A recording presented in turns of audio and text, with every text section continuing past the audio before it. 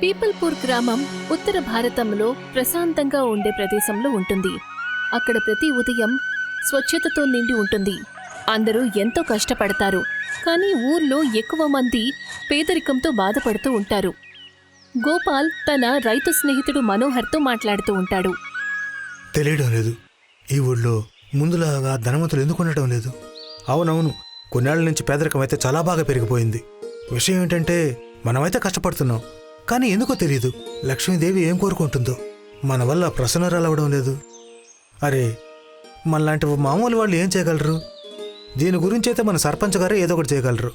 పట్నం నుంచి మంచి వ్యాపారులను ఈ ఊరికి తీసుకొస్తే మనందరి పంటలకు మంచి ధర వచ్చేలాగా చూస్తే మనం కూడా దానివల్ల లాభం పొందుతాము.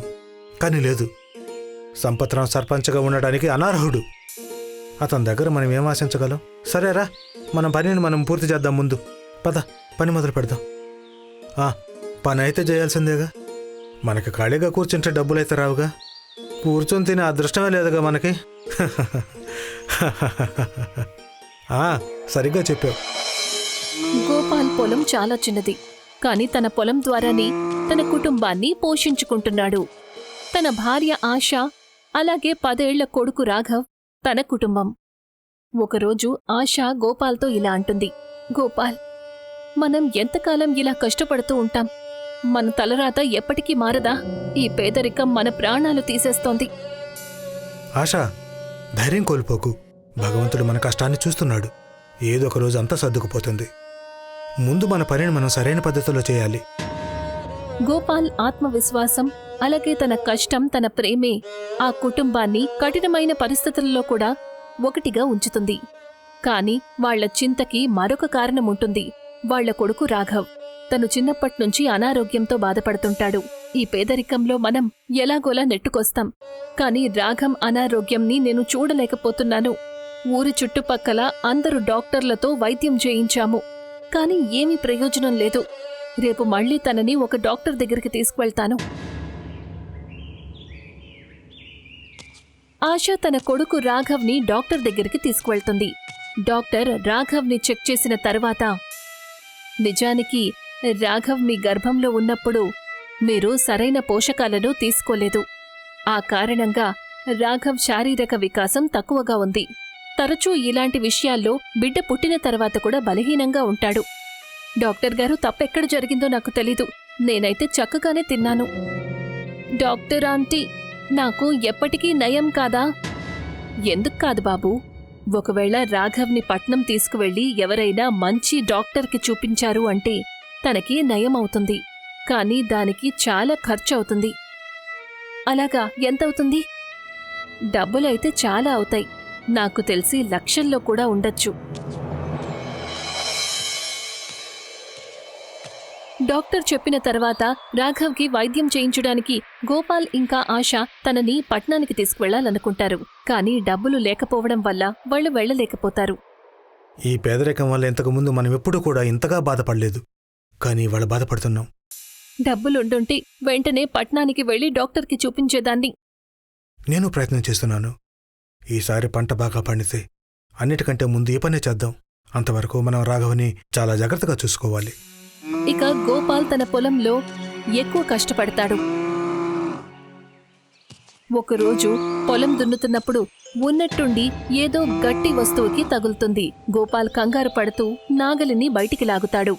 తను చూసేసరికి భూమిలో ఏదో మెరుస్తున్న వస్తువు బయటికి కనిపిస్తుంది.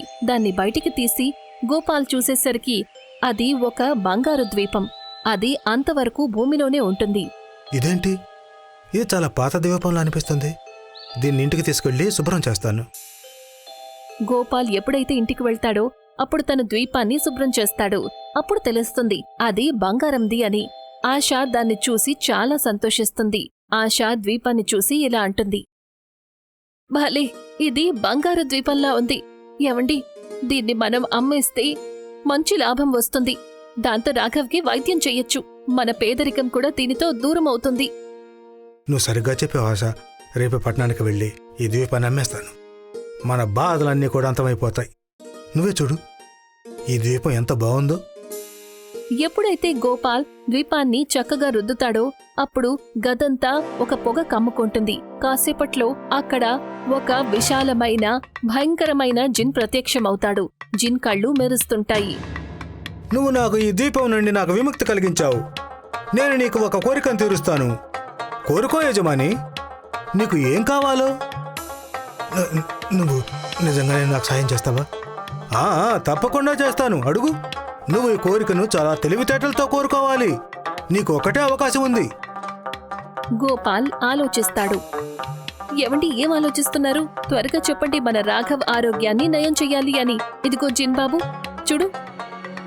గోపాల్ ఆశాని మధ్యలోనే ఆపుతాడు. లేదు లేదు ఆశ, ఆగు. ఇప్పుడు మనం రాఘవ్ అనారోగ్యాన్ని అయితే నయం చేయొచ్చు, కానీ దానివల్ల మన ఒక్కరి కష్టమే తీరుతుంది. ఒకవేళ మనం అతన్ని ఏదైనా అడిగితే దాని ద్వారా మనకి, ఊరికి, మన అందరికీ సమస్యలు మొత్తం తీరిపోయేలా ఉండాలి. మీరు చెప్పింది నిజమే. గోపాల్ కాసేపు ఆలోచించి ఆ తర్వాత, మా ఊర్లో పేదరికం ఉంది. మా గనక ఒక నూనె బావి దొరికిందంటే మా సమస్యలన్నీ కూడా పరిష్కారం అయిపోతాయి. నీ కోరికలన్నీ కూడా పూర్తయిపోతాయి. బావిల నుండి నూనె వస్తుంది. బంగారం కంటే కూడా చాలా విలువైంది. దానిని నువ్వు చాలా ఆలోచించి ఉపయోగించాలి. ఆ మాట చెప్పి జిన్ ఉన్నట్టుండి మాయమైపోతాడు. గోపాల్ ఇంకా ఆశ సంతోషిస్తారు. మరుసటి రోజు ఉదయం గోపాల్, ఆశ, మనోహర్తో పాటు పొలానికి వెళ్లేసరికి తనక్కడ చూసేసరికి తన పొలం మధ్యలో ఒక పెద్ద బావి ఉంటుంది. ఆ బావిలో నల్లని నూనె కనిపిస్తుంది. గోపాల్ అది చూసి నమ్మలేకపోతాడు. ఇది నిజంగానే చాలా చమత్కారం. మా కష్టానికి ఫలితాన్నిచ్చాడు దేవుడు. భగవంతుడా, చూడండి బావి నూనెతో ఎలా నిండిపోయిందో. నిజంగా గోపాల్, మీరు ఊరికే తమాష్కంటున్నారనుకున్నాను, కానీ నేను నా కళ్ళనే నమ్మలేకపోతున్నాను ఇప్పుడు. గోపాల్ ఇంకా మనోహర్ బావిలో నుంచి నూనెను తీసి దానిని బజారులో అమ్ముతారు. వాళ్లకి బోలెడంత డబ్బు వస్తుంది. గోపాల్ కొద్ది రోజుల్లోనే చాలా డబ్బు సంపాదిస్తాడు. రాఘవ్కి వైద్యం చేయిస్తాడు. తను తన పొలానికి మరమ్మతు చేయించి కుటుంబం కోసం కొత్త బట్టలు కొని ఒక పెద్ద ఇల్లు కూడా కట్టిస్తాడు. మనోహర్ పరిస్థితి కూడా అంతే. భలే గోపాల్, ఇక మన సమస్యలన్నీ కూడా తీరిపోయినట్లే. ఇక నేను కోటేశ్వరుని అవ్వాలనుకుంటున్నాను. మనోహర్, కోటేశ్వరుడు కావడానికి ఏ ఇబ్బంది లేదు, కానీ అన్నిటికంటే ముందు మన ఊరి వారి కోసం ఏదో ఒకటి చేయాలి. నువ్వు చెప్పింది నిజమే గోపాల్. గోపాల్ నూనె అమ్మటం వల్ల వచ్చిన డబ్బులో ఒక పెద్ద మొత్తం ఊరిని అభివృద్ధి చేస్తాడు. తను ఊర్లో ఒక స్కూల్ పెడతాడు. పిల్లలందరూ చక్కగా శిక్షణ పొందడానికి రైతుల పంటని చక్కటి ధరకు అమ్ముతాడు. భలే గోపాల్, నువ్వు ఊరి రంగు రూపాలనే మార్చేశావు.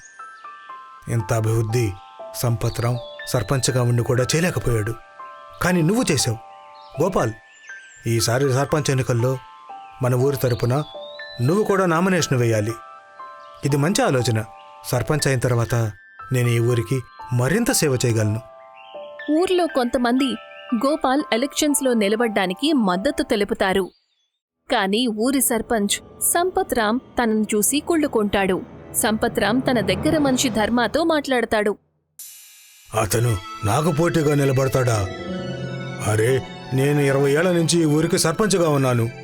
అతని ధైర్యం అంతా కూడా ఆ నూనె బావిని చూసుకొనే. మనం ఆ బావిని కబ్జా చేసుకొని తీరాలి. మీరేం చింతించకండి అయ్యగారు, నేను నా మనుషులను తీసుకుని ఇవాళ రాత్రికే ఆ బావి దగ్గరికి వెళ్తాను. ఆ బావిని చూసుకునే కదా ఆయన ఎగిరెగిరి పడుతున్నాడు. నేను ఇవాళే ఆ బావిలో ఉన్న నూనె మొత్తం కూడా బయటకు తీసేస్తాను. వెళ్ళు వెళ్ళు, ఇవాళ రాత్రికే వెళ్ళు. బావిని ఖాళీ చేసిన తర్వాత మళ్ళీ బావి నింపడానికి 2-3 రోజులు పడుతుంది. అది నిండిన తర్వాత మళ్ళీ వెళ్ళి నూనెని ఖాళీ చేద్దాం. సంపత్ రామ్ రాత్రి సమయంలో తన మనుషుల్ని పంపిస్తాడు. తను గోపాల్ బావిలో నుంచి నూనెను తీయడానికి. కాని ఎప్పుడైతే వాళ్లు బావిలో నుంచి నూనెను తీసే ప్రయత్నం చేస్తారో ఉన్నట్టుండి బావిలో నుంచి నిప్పురవ్వలు వస్తాయి. అది చూసి అందరూ భయపడి పారిపోతారు. మరుసటి రోజు గోపాల్కి ఆ సంఘటన గురించి తెలిసినప్పుడు తను ఊరి వాళ్లందర్నీ అక్కడికి పిలుస్తాడు. ఆ తర్వాత, ఈ బావి నాది మాత్రమే కాదు, ఇది ఆ భగవంతుడి వరం. దీని ద్వారా మనందరం కూడా లాభం పొందాలి. కానీ ఒకవేళ ఎవరైనా దీనికి నష్టం కలిగించాలని చూస్తే అది ఈ ఊరికి నష్టం కలిగించినట్లు అవుతుంది. గోపాల్, మనం సంపత్ రామని అలాగే వదిలేయకూడదు. ఇవాళ తను చేసిన దానికి తనకి శిక్ష పడి తీరాల్సిందే. కాసేపట్లో సంపత్రాం ఇంటికి పోలీసులు వస్తారు. సంపత్రాం, నువ్వు గోపాల్ నూనె బావికి నిప్పంటించే ప్రయత్నం చేశావు. ఆ నూనె బావి గోపాల్కి మాత్రమే చెందిన ఆస్తి. అందుకని నిన్ను అరెస్ట్ చేయడానికొచ్చాం. అప్పుడే గోపాల్ గొంతుతో అందరి దృష్టి అటువైపు మళ్ళుతుంది. ఆగండి ఇన్స్పెక్టర్ గారు, ఆ నిప్పు ఎవరు అంటించలేదు. అది దుర్ఘటన వల్ల జరిగింది. కాని గోపాల్, మీ ఊరి వాళ్ళు కంప్లైంట్ ఫైల్ చేశారు. వాళ్ళేదో పొరపాటు పడి ఉంటారు. ఇందులో సంపత్ గారి తప్పు ఏమీ లేదు. సరే, మీరే అలా అంటున్నారు కాబట్టి కేసే ఉండదు. మేం వెళ్తాం. పోలీస్ ఇన్స్పెక్టర్ వెళ్ళిపోతుంది. కాని సంపత్రాం కళ్లల్లో కన్నీళ్లు వస్తాయి. నన్ను క్షమించు గోపాల్. నేను నీ బావి నుండి నూనెను దొంగలించే ప్రయత్నం చేశాను. కానీ నీకు నీ మీద అసలు కోపమే లేదు. నన్ను క్షమించు. నేను నిన్ను చూసి కుళ్ళుకున్నాను. నన్ను క్షమించు. సంపత్రాం గారు, తప్పు మనుషుల వల్లే జరుగుతుంది. మీరు తప్పుదారిలో వెళ్తున్నారు. కానీ ఇప్పుడు మా కన్నీళ్లే చెబుతున్నాయి మీరు చేసిన దానికి చాలా పశ్చాత్తాపడుతున్నారు అని. సంపత్రాం గారు, జరిగిన దాన్ని మర్చిపోండి. మనం మన ఊరిని ఆదర్శవంతమైన గ్రామంగా తీర్చిదిద్దుదాం. దీనిని అభివృద్ధి చేద్దాం.